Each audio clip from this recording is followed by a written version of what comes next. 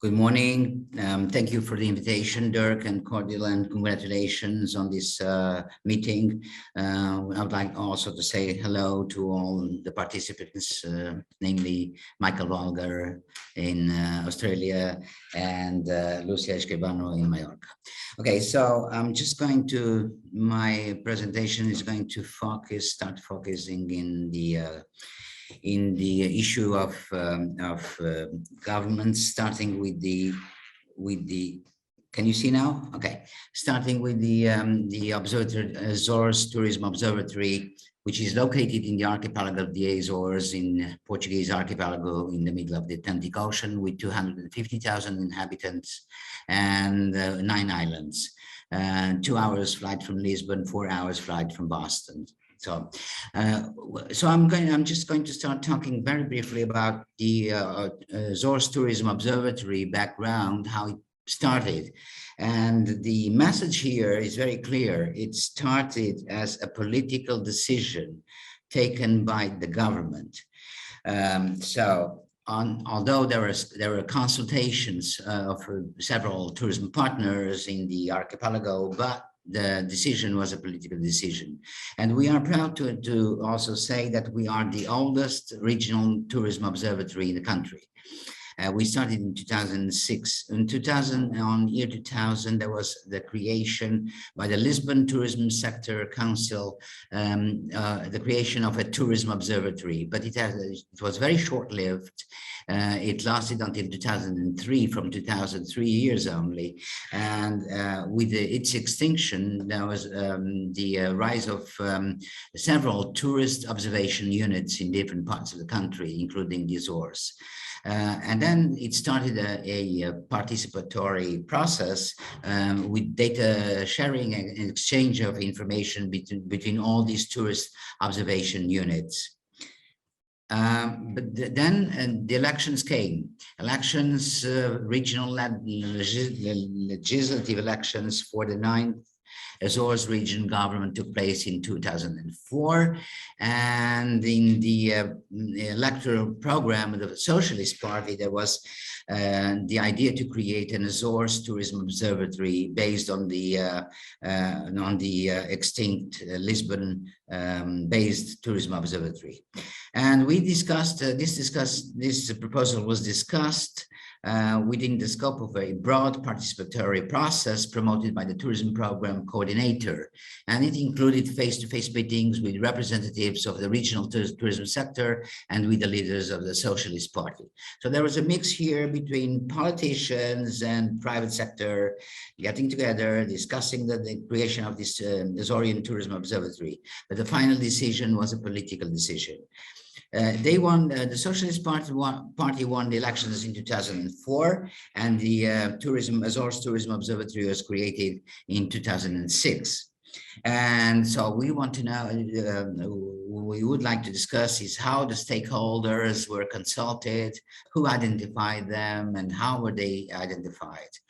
They were identified by suggestion of the Regional Secretary of the Economy, and he invited the authors founding members, and he invited the University of the Azores to represent the academia and to give some credibility to the statistical production of the observatory and the research production of the observatory. The Azores Tourism Promotion Agency, this was representing the private sector, the private tourism businesses, and we invited as well he invited as well the Azores Regional Statistics Service, but they refused. They considered at the time, not anymore now, but at the time it was considered to be a threat to them, the emergence of a tourism observatory, since they published data on tourism and they made some studies on tourism, so they didn't want to be absorbed, the tourism part be absorbed by the tourism observatory. And so these stakeholders were identified during meetings with the Secretary of the Economy of the Regional Government of the Azores, which was responsible for the tourism sector.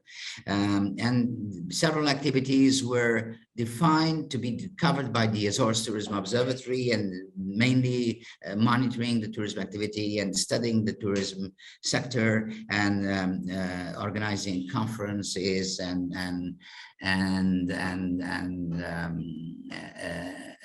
dissemination of the information.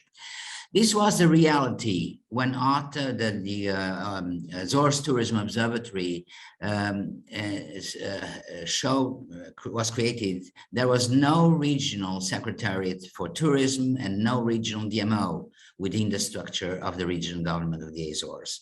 So this means that until then, the government of the Azores did not pay much attention to the tourism sector. We didn't have any tourism developments taking place in the archipelago. We didn't have any air connectivity, and so tourism was not a priority.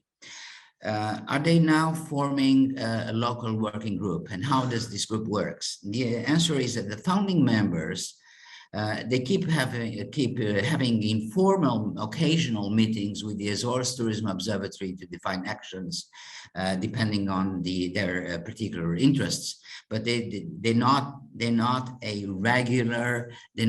forming a regular consultative council, which, although this was something which was written in our statutes when we started, that we should have a consultative council with all the tourism players to decide what the activities that should be given priority by the Azores Tourism Observatory. But instead, what we have here is we meet with these representatives of the tourism sector in the Azores, the tourism entities, associations, private associations, public associations, and NGOs. We meet with them occasionally. How decisions were taken by the local stakeholders and how these were influencing decisions by the authorities. We have produced a wide range of technical and scientific work which is useful to decision making by the tourism authorities and by the private sector in the Azores. And we participate in many different we actively participate in the following DMO's management initiatives. So we were working together with the DMO in the monitoring group on the sustainability of the Azores tourism destination by providing data on sustainability indicators and on the water consumption, for example, waste management of businesses in the Azores. We also participate in the forum of the Azores Tourist Destination Sustainability Booklet, which is a booklet that we signed and which was signed by many public and private organizations, containing a commitment to implement in each organization that signed the booklet of sustainable development goals of published by the United Nations. And so we have a generalized adherence to the goals across the region's tourism players, and we signed the booklet. We are members of this forum. Collecting data, question number 2 was collecting data and subsequent analysis should help to take evidence-based decisions. Does this work in the case of the observatory? Is there a link between establishing the observatory and this process of decision-making in the destination level? The answer is that the usefulness of the Azores Tourism Observatory production for public tourism policies was recognized after the creation of a regional secretariat for energy, environment, and tourism by the regional government of the Azores and the DMO within the secretariat. In this context, the Azores Tourism Observatory has promoted a growing participatory consultation process with several stakeholders. And there are many examples here. I'm not going to talk about all of them. One very important is our cooperation with the DMO in the process of certifying the Azores destination as a sustainable tourism destination by Earth Check, which is an ongoing process. We also participated with the survey on the satisfaction of tourists visiting the Azores, incorporating suggestions from multiple partners, including other tourism observatories. I should mention here our cooperation with the Alentejo Tourism Observatory, which is also a member of the INSO network of sustainable tourism observatories in Portugal. So we did many actions, and we at a regional level, the Azores Tourism Observatory participated in several regional and Portuguese national partnerships, all of them producing important tourism policy recommendations and competitive tourism destination strategies. With several different tourism stakeholders. Here it is mentioned. I mentioned here the Sustainable Tourism Observatory of Alentejo, with some private association, tourism associations, and we also participated in a national group of tourism experts, which was set up by invitation of the Portuguese Foundation for Science and Technology to define the national tourism research agenda in the 2030 horizon. At the international level, we have partners with different entities, tourism entities like the European Islands Tourism Observatory, located in Sicily, Italy, the Center of Tourism Studies of the University of Coimbra, of course, with UNW INSO network for sustainable tourism observatories. I must say here that there are two different stages in the process of the participatory involvement of the Azores Tourism Observatory. One before joining UNWO INSO network of sustainable tourism observatories, and the other one after joining the UNWO INSO network of sustainable tourism observatories, meaning that we benefited a lot, and we benefit a lot from belonging to this network.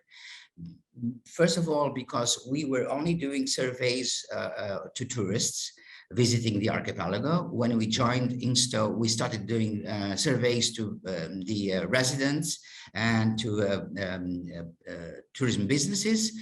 So we covered a much wider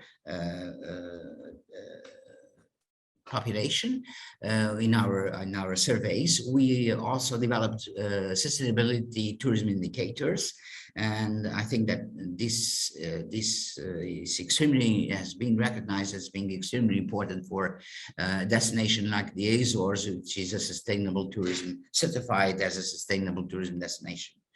And we also learn a lot with other tourism observatories belonging to this UNW INSTO network.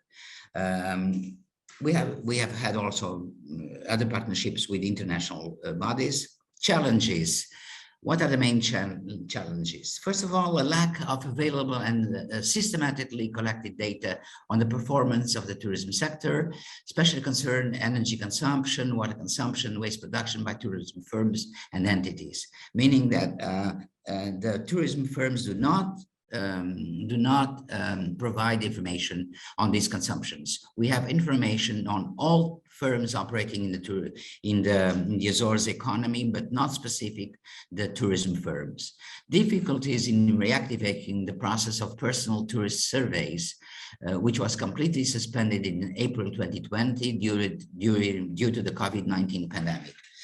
Why? First, because unavailability of the usual interviewers to implement the questionnaires who gave up the project due to the risk of contact with many people of various backgrounds. So the interviewers did not want to interview the tourists because they were afraid of the risk of contact with variants of the virus.